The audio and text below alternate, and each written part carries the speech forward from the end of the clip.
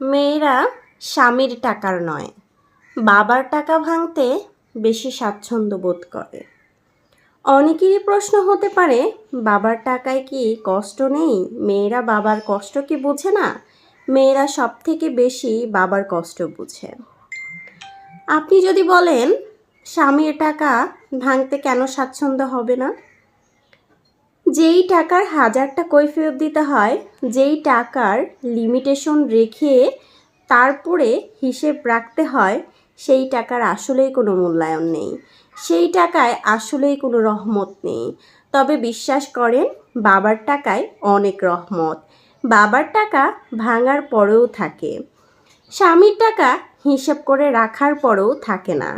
তার কারণবশত বাবার টাকাতে হিসাব থাকে না, স্বামীর টাকাতে হাজারবার হাজার জনকে হিসাব দিতে হয়, হাজারভাবে হিসেব দিতে হয়। সব সময় সব কথা মুখে বলতে হয় না। বাবা কখনো ডাইরেক্টলি আমাদেরকে বলে না আমাদের অনেক কষ্ট হয়েছে, তবে স্বামীরা হাজারবার বলে তাদের কষ্ট হয়েছে। তবে এই টাকার খোঁটা অনেক সময় অনেকেই দিয়ে ফেলে।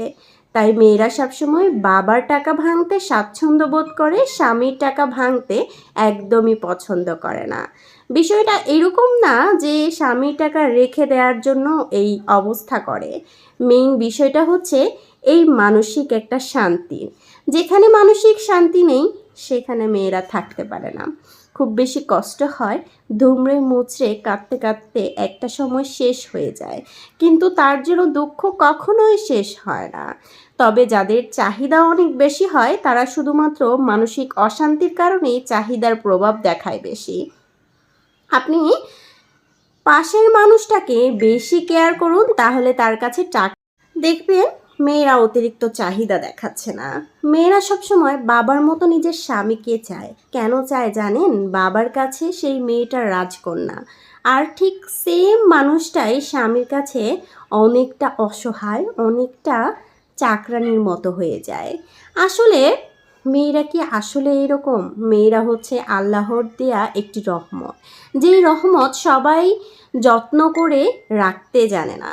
যারা রাখতে জানে তাদের ঘরে রহমত থাকে, যারা রাখতে জানে না তাদের ঘরে রহমত কেন, আল্লাহ তাআলার ইশারাও সচরাচর থাকে না।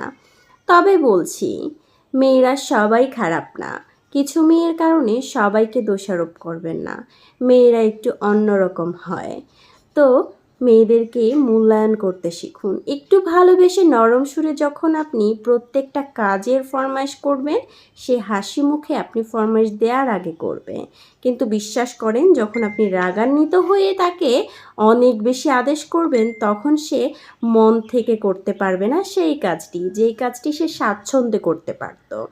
তাই সে মেয়ে হোক কিংবা ছেলে, সবাইকে ভালোবেসে নরম সুরে কথা বলুন। দেখুন, আপনি সব কিছু খুব সহজেই জয় করতে পারছেন।